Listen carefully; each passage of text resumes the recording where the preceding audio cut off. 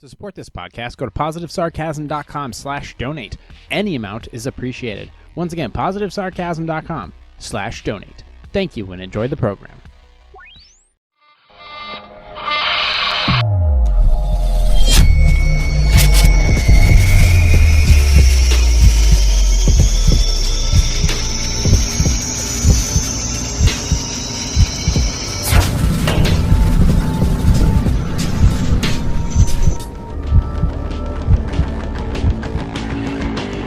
Jay here, positivesarcasm.com, recorded here from the Spare Parts Underground Studio. Happy Sunday.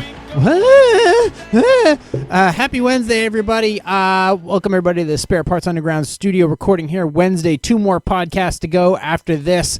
What else have we got going on? You can find me on Instagram at positive_sarcasm. Find me on Facebook.com/POS_sarcasm. If you just look to be my friend, Facebook.com/positive-sarcasm. You can also find me on YouTube, Positive Sarcasm and Positive Sarcasm Podcast. And hey, guess what? Parler's back! Yay! Guess what's on Parler? Nothing! There's nothing on Parler. Like, I mean, there's like Tulsi Gabbard, and that's it. Like, I mean, I'm not following Kirstie Alley. She was hot back in Star Trek II, The Wrath of Khan, but besides that, I'm not really sure if I want to hear anything Kirstie Alley has to say. Nothing that's going to make me any money or a decent meatball soup. So I think I'm going to take a hard pass on that one. No offense, Kirstie Alley. But I am on there. It is another social media app that maybe I can put some of my content on there. I'm not really there for political purposes. I just kind of want to see if there's something to it. And maybe it works for me, maybe it doesn't. But it's really no effort for me to get on there and just post if I need to. As far as what I'm going to be posting about is basically the same thing that I post on basically all my other social media apps. But basically just the videos and the links to my content, and that's it. I don't waste my time with anything else. Like, I don't even remember Twitter. I don't even remember Twitter at all. And even though I get most of my activity on TikTok, TikTok is just nothing but teasers for OnlyFans accounts.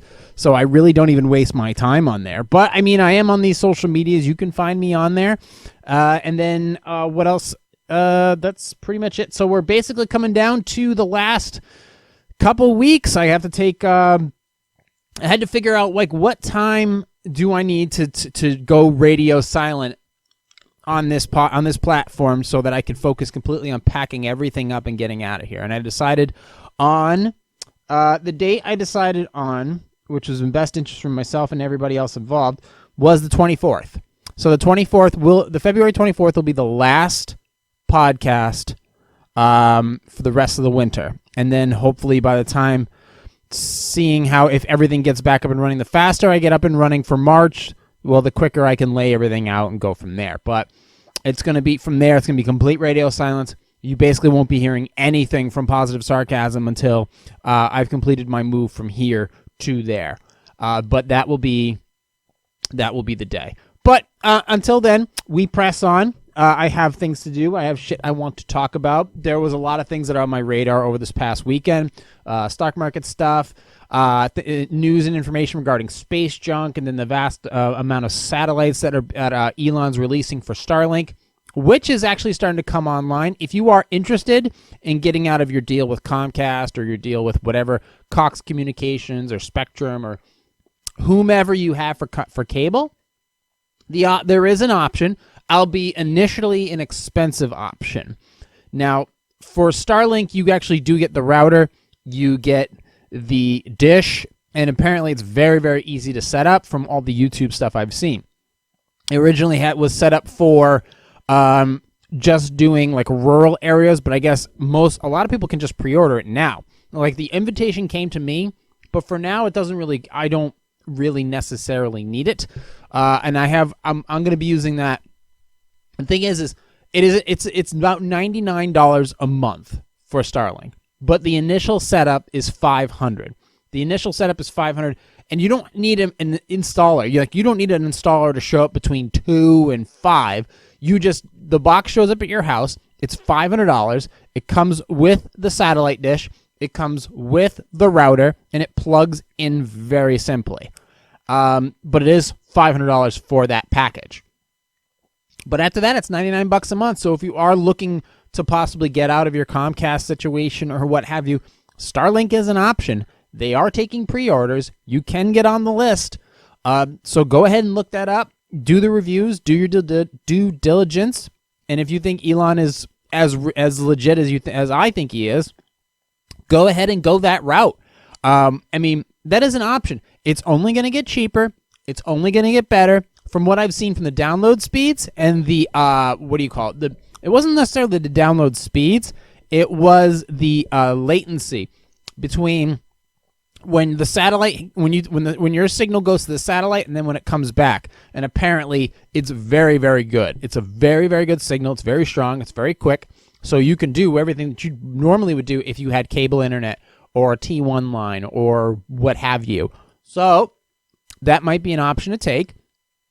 The download speeds were around 150 megabit per second, which is actually very good. Because, let's see, I'm running Comcast right now, and the most I'm getting is around 90-ish. 96, I think, was the last test I did. I think that was a Sunday. So that's what I'm working with right now. That's right now. There were times I was running Comcast, and it was, I think, wirelessly, I was getting like 35 megabit per second. But since I'm hooked in, I'm basically close to 100. So those are some of the options you have to work with. But I just want to let you guys know that hey, there are always options out there. There's always a choice to make. But if you have that extra $500 and you want to get out of that contract, this is one way to do it. The other thing is, I know I've been preaching about software and simplicity, and I am on record as saying I don't like Windows 10. I don't like the amount of resources it uses. I don't like how it's more invasive when it comes to your privacy, when it comes to privacy reasons, and malware susceptible. It leans more towards Android than it does Linux. So what we're looking at in this situation was, well, I'm like, okay, so you see things about you should update. I talked about this before, but every time this happens, I have to hit it on the head because it's an issue to me. So I got to bring it up. We're looking at it. Looks good. Looks good. We recording? Yeah, we recording. Woohoo! Yay! Everything works for now. So this is the latest release from the Microsoft company, Windows 10 version 2.1H1 release. So every time, like, there are patches every time that you have, like, if you have like an operating system like Windows 7 or Windows 10 or Windows 8 or whatever, and you get automatic releases, and these would have cumulative security updates and service packs of additional things that would fix certain bugs and whatever, new drivers, other things like that. Well, Windows 10 gets these all the time. Windows 10 still does them, but they were saying Windows 7, it's out of date. We're not going to support it anymore, so it could be more susceptible to viruses, blah, blah, blah. You need to update to Windows 10. That's our latest thing. So trying to push you in that direction. If you have Windows 7 and it's completely up to date, like you can get all the updates you can for it, it says right when you open Windows now, it'll tell you, we no longer support this, upgrade to Windows 10, but then you just skip it and it never shows up again. That's it. And you could still buy Windows 7 service keys or activation keys and run it like normal. And Windows 7 was pretty damn good, and I still run it to this day. And this is one of the reasons why. So this happens all the time, by the way. So they say Windows 7 is a security flaw, is a security issue. Maybe. But if somebody wants to get into your system, they're going to get into it one way or another. Doesn't matter what operating system you have. So Windows 10 version 2.1H1. This version, 2.1H1 release, will not bring updates to the Windows Hardware Compatibility Program and will follow the same guidelines as 20H2. Below are more details with respect to all WHCP-related activities. Windows Hardware Compatibility Program activities. No changes. Hardware Lab Kit. Errata, no change. All Windows 10 version errata will continue to be valid, blah, blah, blah. No changes to this, no changes to that. Qualifications, blah, blah, blah. Okay, so this is one of their latest releases and latest patches that they have available for Windows 10. And then the news comes out on Threat Post. Microsoft pulls bad Windows update after Patch Tuesday headaches. Microsoft released a new... Now, these may not be correlated. They may not even be the same exact patch. But you're starting to get my drift of the confusion and the pain in the ass it is of having to own Windows 10 if it's even needed to be owned in the first place. Microsoft released a new service pack, KB 500-1078, after an older one caused problems for Windows users installing Patch Tuesday security updates. Microsoft has removed a faulty servicing stack update, which was causing issues for Windows users when they tried to install last week's Patch Tuesday security updates. Microsoft's security stack update provides fixes for the component that installs Windows updates. This particular defective update, KB 460.13.92, applied to Windows 10 users version 1607 for 32-bit older machines that don't, you basically, 32-bit machines don't take anything over 4 gig of RAM. Might as well throw that thing in the fucking trash at that point. And 64-base systems and Windows Server 16 users. To address this issue, Microsoft has removed the faulty update and released a new one, KB 500-1078. Quote, there is a known issue that halts the installation of the installation progress of the February 9th security update. That's what Microsoft said. Microsoft said that the erroneous service stack update froze installations for the cumulative update from the recent Windows update. Fucking idiots. This resulted in the installation for the update halting at 24%. Windows users who reported issues must install this new servicing stack update before installing its recent February patch security from last week. Quote, you must install this is fucking embarrassing. You must install the new servicing stack update before installing the cumulative update. According to Microsoft, SSUs improve the reliability of the update process to mitigate potential issues while installing the LCU and applying Microsoft security issues. Microsoft gave the following mitigation advice for devices that have already installed KB 460.13.92. Okay, so it gives you your stereo instructions. You should restart your devices and follow only steps 1, 2, and 4A, and from reset Windows update components manually. Then you should restart your devices again. Then KB 500-1078 should now install from Windows Updates when users select check for updates, or they can install it automatically, or they can wait to install it automatically. Users should then be able to install the latest cumulative update from Windows Update. Patch security updates apply now. Last week addressed 9 critical severity cybersecurity bugs, plus an important rated vulnerability that is actively being exploited in the wild. The bug tracked as CVE 2021-1732 is actively being exploited according to Microsoft's advisory. This underscores the need for system admins to quickly apply the update. This is why the faulty servicing stack update created an obstacle for deploying Patch Tuesday updates is blah, blah, blah. Oh my God. Look. And you guys want me to update to Windows 10, which is way more resource heavy. It's way more intrusive on my security. You guys want me to you really want me to do that? I can't do this. Every laptop, every desktop that I get my hands on, I don't care if it's a 2nd gen iSeries processor or a 10th gen iSeries processor. The first thing I do is rip the fucking hard drive out, replace it with an SSD drive if it doesn't already have one, shove Windows 7 Ultimate on there, buy a $15 activation code, and run Windows 7 on the computer. It's way faster. It supports 64-bit processing. It's just as secure, in my opinion, because I'm not clicking on those stupid fucking attachments in the emails, you dumbasses. I don't use Microsoft Edge. I don't use Chrome anymore. And I do very little to make sure that, like, I'm making sure that most of the shit that allows people to access my computer is not available. Remote desktop connection, TeamViewer got deleted, all these things that, and I don't use the same computer for everything. I don't use the same computer for everything. And I'm going to go even further in applying more system securities for my computers just because I'm going to have some time and more resources on my hands to be able to do so. But with all these things, now this just comes down to system usability, ease of usability. Windows 7 is a way easier program to use. It's a way easier use software operating system to use. You basically, whatever installs on Windows 10 and whatever drivers, whatever basically, programs that are designed files that are designed to identify a piece of hardware, if they are available for Windows 10 and they're designed to install on Windows 10, they'll install on Windows 7 too. So basically whatever you can do on that OS, you can do on the older OS, which runs flawlessly. So why update when all you're doing is making it harder for people to easily use their computer? Wasn't it the whole point of Windows 10 was to make it more flashy, user accessible, user friendly, easier to access the internet, faster to update everything? What are we doing here?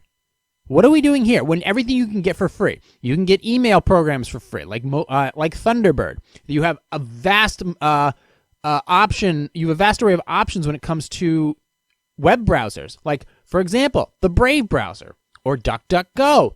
You don't need to use Chrome anymore. There's the new Firefox. There is Opera. There's a vast array of new web browsers. There's a vast array of secure email platforms. And all you have to do is install them and use them on Windows 7, and it's perfectly fine. Unless you have, like, the new Xbox, and you maybe specifically need Windows 10, what are you doing? What's the purpose of it? I don't see the value and the safety purposes of actually having Windows 10 when it's far more resource heavy. And what I mean by that is, if you have a program that requires more resources, you're going to need a stronger computer. So when you have an older computer that necessarily can't be able to perform at its peak using Windows 10, but it is a fire breather on Windows 7, then absolutely go with that. That's where I'm making my moolah. That's where I'm able to save my coin, because I'm using Windows 7 basically at this point exclusively, because the only computer that I had that was running Windows 10 died. All the other ones, I went ahead and took Windows 8 or 8.1 or Windows 10 off of it because it had a hard drive that I wasn't using, and put Windows 7 in there because a new SSD drive, which is 10, 20 times faster than older hard drives, they're $30. Not even. And you're just making this more difficult for people to protect their information and have more resources to pick out a computer that they want. And, like, for example, if maybe they can get an older i3 or an older i5 for a couple $100 and run it on Windows 7 and be able to do everything that they want to do with a platform that's just as secure, because you're not always downloading shit and uploading shit for your data purposes so you can make money off of us. And then you give us this cybersecurity bullshit patch, which doesn't fucking work, that doesn't fucking install, is completely fucking useless, because all it takes is for some idiot to click on an email link from some asshole they don't know about, and the next thing you know, your plethora of security patches don't mean shit. And they click on that link, and the next thing you know, this computer's fucked. Doesn't matter what program you put on there. Doesn't matter what OS you put on there. I can't say the same thing for Apple, but I'm not spending $2,500 on a MacBook. I'm not wasting my time with that. I don't need the Starbucks cup of coffee for status, and I don't need the MacBook 2004 for fucking status either. We need computers with strong functionality that are easy to use. That's all. So let's take a look. What is this bug track, this actively being exploited? What is this bug that we're talking about here? What's the situation here? Windows Win32K elevation of privilege vulnerability. Let's see. What does it do? Attack vector local, blah, blah, blah. Scope unchanged. Integrity high, blah, blah, blah. Yeah, because I'm sure any Jane, Dick, or Sue is going to be able to understand what the hell this means. The following table provides an exploitability assessment for this vulnerability at the time of the publish. This is just, who do you have working over there? Do you have any intelligent people working there right now at Microsoft? Anybody with half a fucking brain? Really? You just push out updates? You don't think to check them? You don't think to, you realize every time you push out one of these updates and it goes to some office down the street with 50 people on it, that's not one person's life you're fucking up. That's one admin, 2 supervisors, and 50 grunts on the ground, and now you got to fix all their machines, push out a new patch. It's a pain in the ass. And you're making it a lot more, you're giving us a lot less reason to use these fucking computers. Government computers, I'm assuming it's one thing. And don't get me wrong. I know you want the most latest and greatest shit when it comes to security. And I understand that there was some water treatment plant or some sewage treatment plant down in like Georgia that was still using Windows 7. But that story has a lot more to it. And I'm not really buying. I don't always buy what they sell.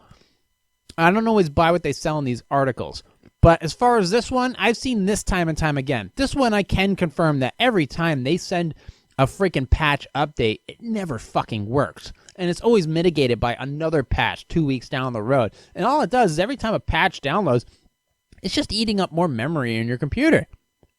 It's just eating up more memory in your computer. And every time you open up your computer to allow Microsoft to go into it and put new stuff in, you're just leaving it open to another security attack. So why do it? Why do it? When you can go out of your way and buy a standard security software, have Windows 7, and go the easy route and save your money. You don't need to go and spend your next stimulus check, if there ever is going to be one, on another computer. You don't need to waste that money. Go put it in the stock market or something like that, or pay down some debt. You don't need to freaking, I got to buy a new computer or whatever. No, it's like, Jesus Christ, this is absolutely ridiculous every time they do this. Every time they do this with this fucking Windows 10, this thing was garbage from the beginning. Garbage from the beginning. And it has 4 times the amount of processes running, or 3, excuse me. Well, it's for example, you can get Windows 7 to run between 40 and 60 processes. Okay? 40 at the minimum, 60 at the maximum if you got a few programs open. Okay? Not a lot. When Windows 10 is running, it's between 150 and 200 processes. If it's like an office computer or just a regular Joe's computer that's just sitting there running programs, that's a lot of processes. That takes up a lot of resources to run that. I'm just trying to look. You're making it harder for people to want to use your computers. And the harder you make it for people to use your computers, and the more resources it requires to use your computers, guess what? You're going to lose customers, because if they are going to be like, I spent $600 on a new computer, well, fuck it, I can go spend $1,400 and go get like a lightweight, entry level Apple MacBook or something like that. You will lose a fraction of your user base to Apple. You will do that by continuing to push a shitty project, a shitty program like Windows 10. I mean, it really is a shit program. It really, really is. Imagine this thing on a phone. Forget it. Forget it. I'm hoping one day there'll be another OS coming out, but for then, I'm just going to stick with Windows 7. It's safe, secure. I got a lot of computers. I don't need to necessarily put everything all in one computer. All my server information is stored locally. So, yeah. I'm all set. Use what you got. It'll save you a lot of money. But I don't want to talk shit the whole time. I did want to mention, Windows 7 is an old program, but it runs beautifully. And if you have something that is that good, why don't you build off of that instead of creating something brand new that sucks a lot? Like, for example, this is a game I used to play as a kid. You guys have heard of it. Let me see here. Let me get out of that. Where is it? Okay. You guys have heard of Doom. You guys have obviously heard of Doom. You've heard of that whole gaming craze back in the early 90s with the first-person shooter. Doom was one of those games that changed the industry.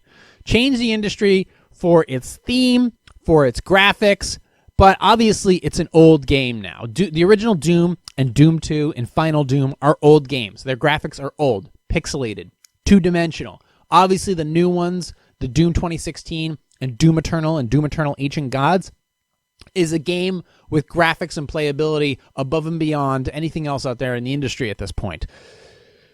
But that doesn't say anything negatively about Doom. Doom is just it's not the engine that was old, it's the graphics. Because back then computers could only handle a certain amount of graphics. So you had to build not just a resourceful engine, but the graphics had to support the computers that were out at that time. If computers that are around now were out there then, the graphics for this game would be far better. and it would be more three-dimensional. But there's also something else, not just the graphics, it's the engine, the programming, the code, the platform, the ifs and scenarios, the things you don't necessarily see, because all this here, all this freaking shit that you see, the guys running around throwing fireballs, the dude with the shotgun, your health bar, your ammo bar, the background, all the moving parts, that's just the user interface. That's just the pixels that you see. There's an engine running everything underneath of it. Under the hood, there was a powerful engine running this game that was so resource friendly that my computer from 1990 could run this game. Now, that engine is still being used to this day to create all kinds of different mods. And that engine can still be used to the point where they can make a game from 1993 look like a game from 2002. This was a mod for called Total Chaos. It's like a horror game. And the graphics look so good. There was a game I played back in 1998 called Half-Life. And then there was the sequel to it called Half-Life 2. These graphics look as good as the graphics to right around when Half-Life 2 came out. And we're talking about a 10-year-old engine. 1992's Doom. That's what this game is built off of, this engine. So let me go into the article here by Screen Rant. And it's called Total Chaos. And I love when we take something that already exists and you repurpose it and you repackage it into something that is strong and reliable. Just like Windows 7. Although they haven't done anything off of that lately. So Doom 2 mod transforms its unrecognizable 17 years. They spent 17 years. Modder Wadaholic spent 17 years transforming Doom 2 into a survival horror game called Total Chaos, a game that is totally distinct from its roots. This does not look anything like Doom 2. But let me just read the article here. I'm in a software kind of mode today. I wanted to get into some interesting stuff. I've been too busy yelling about people with fucking Gorilla Glue in their hair in the stock market, so I wanted to get away from that. I wanted to go to my roots a bit. Legendary first-person shooter Doom has always been billed as more of a action horror, more the action than horror, but a new mod flips the switch by transforming Doom 2 into a survival horror game that renders the original practically unrecognizable. The mod, built by longtime Doom modder Wadaholic, transforms the classic action game into Total Chaos. It's almost a completely distinct game that paints over the original Doom assets with a brush that would style classic survival horror games like Resident Evil or Silent Hill. All right, so let's continue on here. Original Doom 2 followed up on build one of the chance for developers to take advantage of a more powerful hardware. Okay, like I was just saying, the original Doom 2, the follow-up to the titular first entry into the series, was not a landmark title in the way its predecessor was. It was built as more of a chance for developers to take advantage of a more powerful hardware to do more of what they originally planned for the first game in the second, and as a result, wasn't particularly groundbreaking or distinct, but it was fucking awesome. What made Doom 2 stand out, however, was that the source code was eventually publicly released. The source code from the game, which was resulted in hundreds, if not thousands, of modded versions of the game built by amateur developers. Wadaholic, the modder behind Total Chaos and a longtime fan of Doom, was one such a developer who cut his teeth. There's a lot of filler in this thing. Was it written by fucking AI? Or some guy getting paid for word count? Total Chaos is a much more ambitious endeavor than a map. No one would look at the screenshots of the gameplay and suspect the moment that beneath the grimy floorboards, suspected characters and a soft ambient lighting at the heart of an early 90s game still beats. Okay, so what did he actually do? To the end, he made use of the GZ Doom engine. Okay, the actual engine, the source code, everything, the heart of Doom, that old pixely two-dimensional engine. A source port that offers up the sort of tech and effects that weren't readily available when Doom 2 first hit screens in 1994. Including sloped floors, skyboxes, ambient light effects. The overall result, as reported by PC Gamer, is a game that looks nothing like the original Doom 2. Instead, the following exploits of a Doom guy battling hellish demons on Earth. The game follows an unmanned character through an abandoned mining town of Fort Oasis, where zombies lurk in dark passages, lights flicker ominously, and messages scrawled in blood give hints of the Fate of the miners who disappear without a trace. This looks a lot like Fear. Fear was a game that I absolutely loved playing. I mean, that was a really creepy game, but that was a good one. This reminds me a lot of that. The brilliant thing about Total Chaos isn't necessarily that Wadaholic managed to transform Doom 2 into a horror game by applying some new textures or effects. Where the real brilliance lies is the fact that Wadaholic incorporates what makes a horror game truly scary in the small but significant details that build tension and create suspense. Lights flicker on and off, shadows move out of the corner of the eye, objects clatter in distance when a player least expects it. It's less Doom 2 and more Amnesia, a love letter to horror games using Doom 2 as stationary, though the original game still simmers underneath the surface. So what Total Chaos is far more than a mod, and the good news is the players keen on checking it out don't require Doom 2 to play it the way they would any other. The game is now entirely standalone, which means you don't need to have Doom and then install the mod, which back in the day, I don't know if it is now, but when you had to have the game in order to get the modification for it, and that could be annoying for somebody who's trying it out for the first time. It was to install it was kind of stupid, but now I guess apparently it's its own thing. It's entirely standalone, ready to play right after it's downloaded and extracted. It's also a sign that independent developers have power that was once exclusive only to major studios. The ability to build fully detailed, rendered games that can elicit the same sort of reaction and interest as any of the big boys, although hopefully in less time than 17 years. So a lot of the times, like, source code won't, I think Windows 7 source code has not been released. Imagine if you had Windows 7 source code, the amount, first of all, yeah, they're worried about if you release it, the amount of damage, the amount of vulnerabilities you could have to hackers. But if you give it to somebody who wants to make it more secure and better, well, there you go. You can make a better Windows 7 or something completely brilliant. Doom released the source code and the engine behind it so that people could fuck with it and make it better and do things like this game here, Total Chaos, where the graphics are high definition, the movement is better, the baddies are more baddie, it's a little creepier, there's ambient lighting, there's better movement, and it really does look like a game that if you were to buy this in like 2002, 2003, 2004, it would be like, oh, I could really get into this.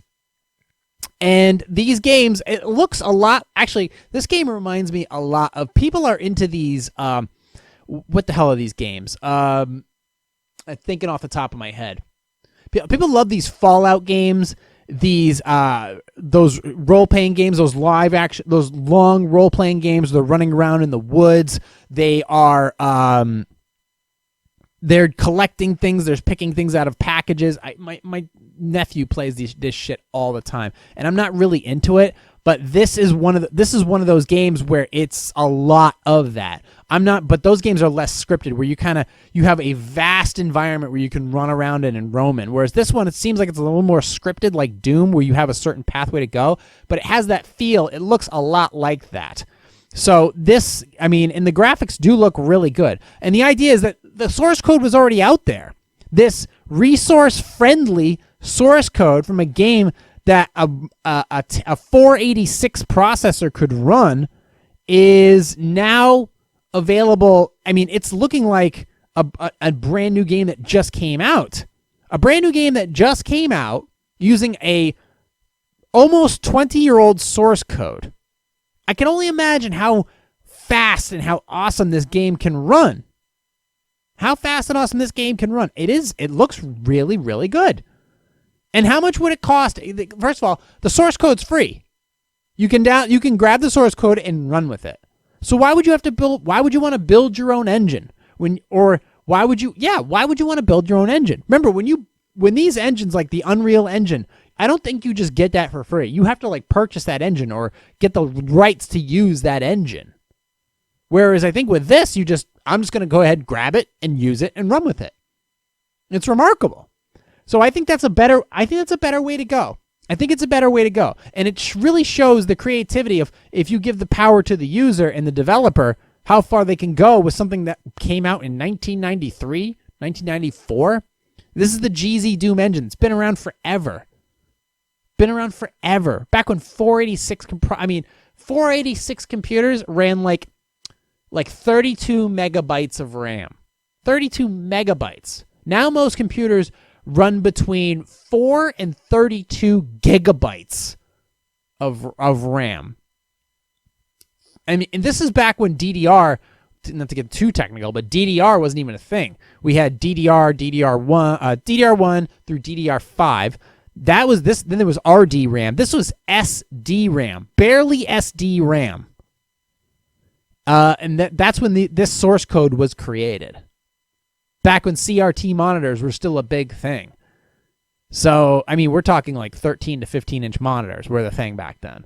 So that's pretty cool that he went ahead and did that. It looks spectacular. So congratulations, kudos to Wadaholic for making a game that looks brilliant. If you guys you can go ahead and check out the podcast, or you can just look up, you can go on YouTube and just type in Doom Total Chaos, and you'll see what they can do with a source code, an engine that was built in the early 1990s. So, yeah, go ahead and just check that out. Let's see, where are we at here? We just did, so we talked shit about Amazon. Excuse me, we talked shit about Windows. We'll talk shit about Amazon another time. Actually, speaking of Amazon, there is a South Korean, there's Amazon, there's Alibaba, which is out of, what do you call it? So Amazon's out of the United States. Alibaba's out of China. There's a new Amazon type like company coming out of South Korea. They haven't dropped their IPO yet, but I do have them on a watch list. But you want to go ahead and look for that. Type in South Korean. Just go ahead and Google South Korean Amazon. South Korean Amazon, and it's going public. It should be going public soon. Oh, Coupang, Coupang. It's less Amazon, more Walmart.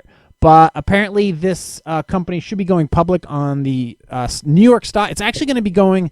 They're thinking about going public on an American stock exchange, which is going to be great. So think about possibly looking into it. Just put it in your IPO search list. Coupang. If you want to get into stock, if you want to get into possibly trading, use my Webull link, because I don't use Robinhood anymore. Just go to my website, or go to my website, positivesarcasm.com, or just click on my links in my Instagram profile or whatever. There's an affiliate link there, or just go to my website, positivesarcasm.com, click on the contact page or the donate page, and there's an affiliate link there. You'll get free stocks for using that app. So definitely go and check that out. The Webull app is a lot to take in. It's a lot of detail. It can be confusing, but it's gotten way better. The only thing that I wish would be that they would work on would be when you go to deposit money, it takes about 5 business days for it to show up from your account over here. Whereas with Robinhood, it would be like the next day. That's if you were doing like between $500 and $1,000. But if you're doing more than that, then it takes a few days. But the minute you put money into your Webull account, you can instantly start trading. So that's the great thing about it. It has a lot of level 2 stuff. It is pretty quick. I'm sure it'll only get like that. That was the problem with Robinhood. And the good thing about Robinhood, it was super user friendly. It was easy to get through everything. It was like a fucking casino. It wanted your money. Whereas Webull, it was a little more technical looking. And buying stocks on it at times, like trying to buy stocks on the desktop version fucking sucks. I hate it. But buying it through your phone or buying it through your tablet is much easier. It's much easier to just hit buy and go from there. So, but yeah, you can go ahead, check out my website. The affiliate links in the contact section. You'll get a bunch of free stocks if you put in $100. And you can go ahead and check out Coupang, Coupang. They should be coming up once they get the go ahead to be publicly traded on an American stock market. You'll be able to invest in them. And maybe, in my opinion, South Korea is one of those countries that has a lot to offer the American public. And you'll probably be seeing, look what they did with Kia and Hyundai, for God's sake. So, that should say enough right there. So we're at 40 minutes. Let me finish up with some Q&A, and then we'll get out of here. We have 2 more podcasts left after that. Let me just see if who did I get a text message from? That was Johnny Monotone. Nope. Hey, are you still holding Riot? No, I'm not holding Riot. I wish I was. If you guys know what Riot is, Riot and Marathon are 2 companies that mine for Bitcoin, and they have since like December, they have gone from like $12 a share to like $60 a share. And I don't even know what they're looking. Well, actually, let's take a look right now. Let's just go ahead and check out. Let me go into my Webull app, and let's see what Marathon is doing right now. Let me just type in Or no, let's type in riot, actually. Let's type in riot. R-I-O-T. R-I-O-T. What are they at right now for after hours? 77.90. Holy bananas. Well, good for them. Okay. Anyways, let's go ahead and actually, I got my ass kicked today because I hold a lot of real estate income trusts. I was tired of that penny stock bullshit. So let's see. After hours, definitely cleaned up a little bit. Okay. Anyways, let's go ahead and get to some Q&A and close up shop for today. Whew. Great. More wife stuff. How can I get my wife to calm down after I told her I'd rather just divorce than go to couples therapy? Well, at least you're being honest. 2 years ago, my wife went back to work after being a stay-at-home mom for 10 years. The transition caused a lot of tension in our marriage. We were constantly fighting over chores, meals, pickups, and drop-offs, teachers' conferences, and the like. The quality of our sex life suffered too. I asked my wife to consider quitting her job. She barely makes enough to clear the cost of commuting and childcare. She refused. Things got to a point where we agreed to go to therapy. As the appointment neared, I thought of all of our friends who went through this process and only to get divorced in the end. It made no sense to waste all that time, effort, and money. So you're doing things based on your friends? Okay. So I told my wife we should separate and start divorce proceedings. Yeah, you would have thought I'd suggested sacrificing one of our children. I am now staying at my brother's and my wife refuses to speak to me. We're communicating by text only. My children are distraught and my wife is not doing what's best for them right now. Well, neither are you. What do I need to do so my wife will calm down and look at this rationally? I know I should have prepared her better, but what was done is done. We need to move forward. Well, look, you say that your wife is not looking at this rationally. Well, neither are you. You're basically doing things based on the response of your friends. That's not a smart decision. This is your relationship, and you need to manage it. And then number two, you're asking your wife to consider quitting her job. That's not a smart thing to do. Even if she is just barely breaking even, she has to get into the workforce. You have to spend money to make time. You have to spend time to get time. You got to spend the effort. You got to put in the effort to get shit out of it. So if she is clearing costs of commuting and childcare and she's back in the market now and getting her experience back up to par, that's important. That's extremely important of getting her experience back that she can make more money in the future. That's how shit gets done, fuckhead. So you have, and the idea of also, the most important thing is she has a job, which means she has purpose in life. And we need meaning in life. We need purpose in life. And one of those things about if her she's already taken care of 2 kids. She did her kids. She did all of her shit. She did everything she needed to do as a mother. She did her job as a mother. Now she wants to go back to her back to work. Done. All right. Let's talk about the issues here as far as, okay, chores, meals, pickups, drop-offs. All right. Meals, look, I'm one of those people, you can't fucking argue with me when it comes to meals. I do all the cooking. Why? Because I'm better at it. I'm better at it. I'm more resourceful at it. I'm better at cleanup. Overall, it's better. That's it. I'm better at it, period. Chores, well, chores are one of those things that develop into their own. I do all my own stuff. You don't need to clean up after me, period. So what are you fighting over? So if that's 2 of the 4 things, that leaves pickups and drop-offs. Okay.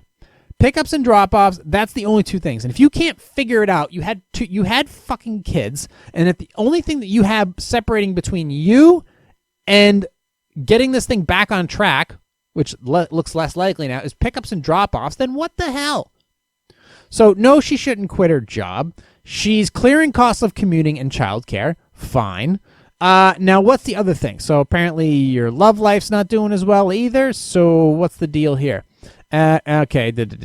Where's that over here? Transition caused a lot of tension. The quality of our sex life suffered too because you guys were quiet, constantly fighting.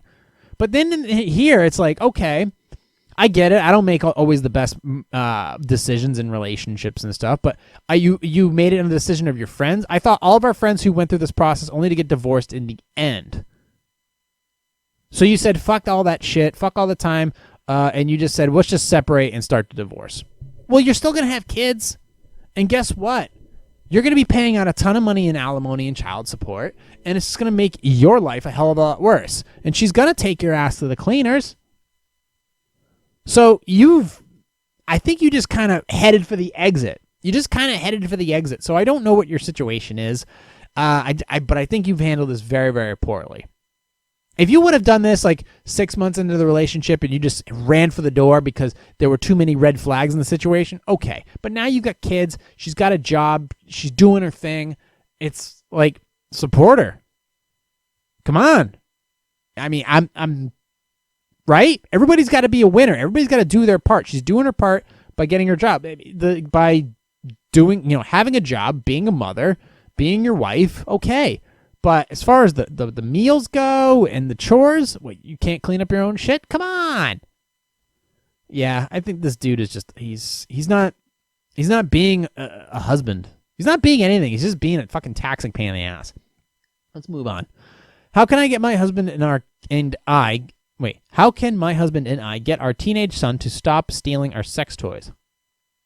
My 16-year-old son is stealing our sex toys. My son took my husband's handheld toys several months ago. I found it where it shouldn't have been and let my husband know. He talked to our son and told him these are personal items, like a toothbrush, and that he needed to stop taking them. A few weeks ago, I noticed my dildo was missing. I thought I had misplaced it or that my husband hid it somewhere. As it turns out, our son took it. We talked to him again and stressed that these are personal items and that are not something to be shared. I want him to get his own toy so he stops taking ours. My husband is squicked out about it. What the fuck is squicked out? Blah, blah, blah. And I have agreed it's weird to have your parents buy a toy for you, but he clearly wants one. I don't want to pick it out. I want to give him a prepaid gift card and have him pick it out where he wants from his website of a reputable shop. Is there a better way to handle this? Yeah. Tell your son to start working out and get a girlfriend. I mean, and take away his cell phone. This kid's going to be beating off so much, he's going to get sick. He's going to start whacking it to the point where he's going to have a rash in his dong and he's going to have nausea. There's something clearly else going on. All you're doing is by having him pick out a sex toy, is you're basically giving him a prescription. That's what you're doing. You're not getting to the root of the problem. He's stealing your shit for another reason. Why would he steal your stuff? Okay, it's one thing if he steals, ew. So he's taking freaking a certified pre-screwed fleshlight, putting his thing in there, but then he goes and steals your dildo. So what's he doing with that? I mean, let's face it. So where's that going? You might as well just throw that thing in the trash. So what else is going on here? And you're just like, you're going to solve the problem with a gift card? Do you want to get to the root of the issue, or do you want to just get him something for his root? So that's something you need to look into, because clearly right now you're being half shit parents. Let's keep moving here. Ooh, what's this?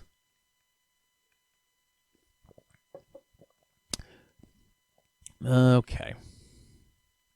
Oh, nice. Let's close on this one. This is fucking awesome. How can I fix my marriage after I slept with my wife's 2 college-age nieces twice? I live in a small town with my wife of 33 years. My wife has a large family, most of whom live in the same state as us. 2 of her siblings had daughters the same age who grew up like sisters.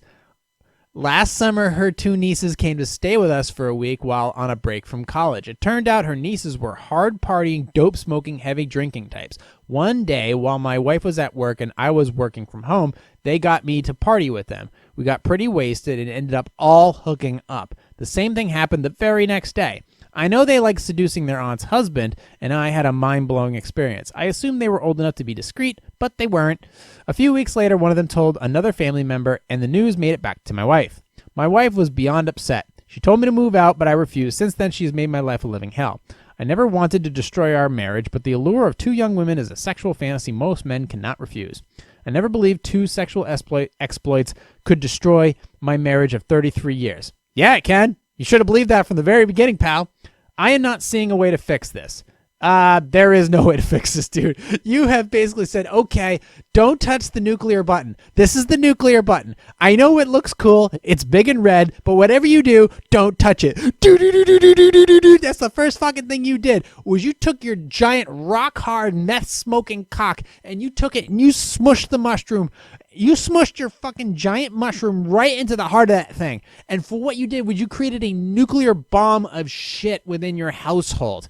This is the worst thing you could have did. This is an absolute fucking dick trap of mega thermonuclear Holocaust proportions. This is the worst decision you could have made. What you should have done was literally go, there's two hot ass girls rolling up on the house. Honey, if I don't go and stay at a Motel 6 for the next week and a half, I am going to destroy both these bitches and our marriage is going to fall apart. I'll see you in a week and a half. She would have been mad, but she would have at least asked you to come back so you could talk about it. But instead, you drilled these girls to the point they were gargling on your donger, and now your marriage is over. I hope it was worth it, because you're paying alimony from now on. I can't do any better than that. So you can find me on social media. You can find me on Instagram, Facebook. You can find me on TikTok. You can find me on Parler. Hey, Parler's back up. Yay. Go ahead and subscribe to my YouTube channels, Positive Sarcasm Podcast.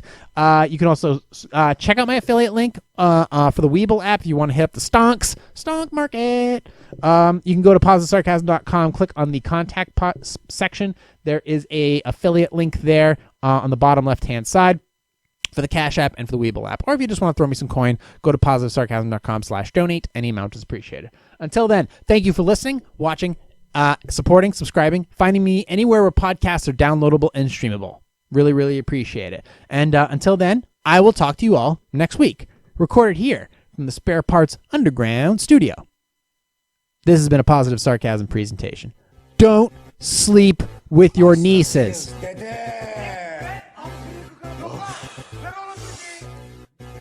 Ses ver.